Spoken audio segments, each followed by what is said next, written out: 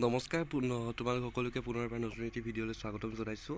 Board of secondary education Assam ছেবাৰ ফালৰ পৰা এখন নটিফিকেশ্যন পাব্লিছ কৰা হৈছে আৰু এই নটিফিকেশ্যনখনত সম্পূৰ্ণকৈ লিখা আছে যে আজি অৰ্থাৎ 20 এপ্ৰিল তাৰিখে পুৱা 10:30 বজাত আমাৰ SSLC 2024 যি হাইস্কুল শিক্ষান্ত পৰীক্ষাৰ ফলাফল পাব্লিছ কৰা হ'ব।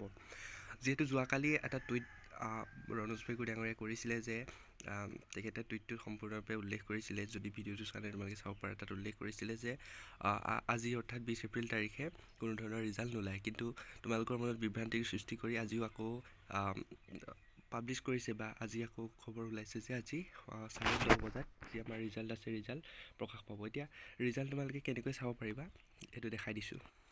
ৰিজাল্ট চাব পাৰিবৰ কাৰণে তোমালোকৰ বৰ্ডে কেইটামান ৱেবছাইট তোমালোকৰ কাৰণে মুকলি কৰি দিছে। 10টা ৱেবছাইট দিয়া আছে, তোমালোকে স্ক্ৰীণত দেখিব পাৰিছা আৰু ভিডিঅ'টোৰ ডেছক্ৰিপশ্যনতো ৱেবছাইটকেইটা পাই যাবা।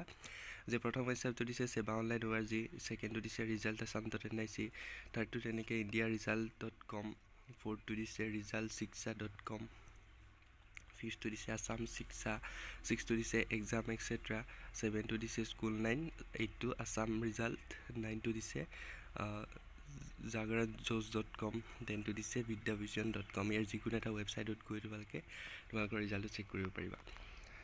এতিয়া ছেবাৰ যি ৰিজাল্ট চেক কৰিবৰ কাৰণে তোমালোকৰ ৱেবছাইটে নহয় এপো মুকলি কৰিছে। মোবাইল এপটো তোমালোকৰ মই ডেছক্ৰিপশ্যনত লিংক দি থ'ম, তাত গৈ পিনি তোমালোকে ডাউনলোড কৰিব পাৰিবা।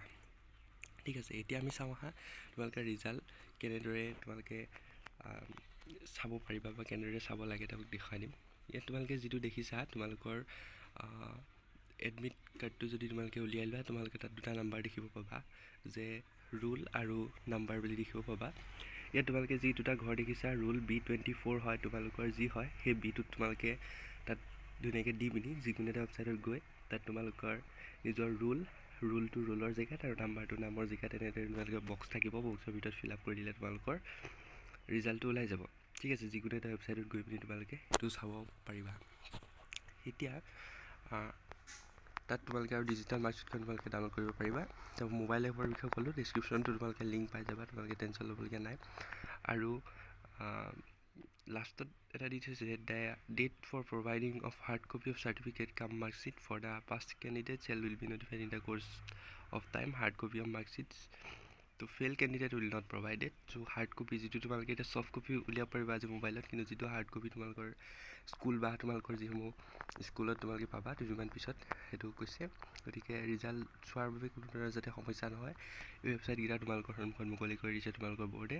গতিকে ৰিজাল্টক লৈ মনত বিভ্ৰান্তিৰ সৃষ্টি কৰাৰ কোনো প্ৰয়োজন নাই, ৰিজাল্ট পাবা তোমালোকে সময়ত। Thank you so' much.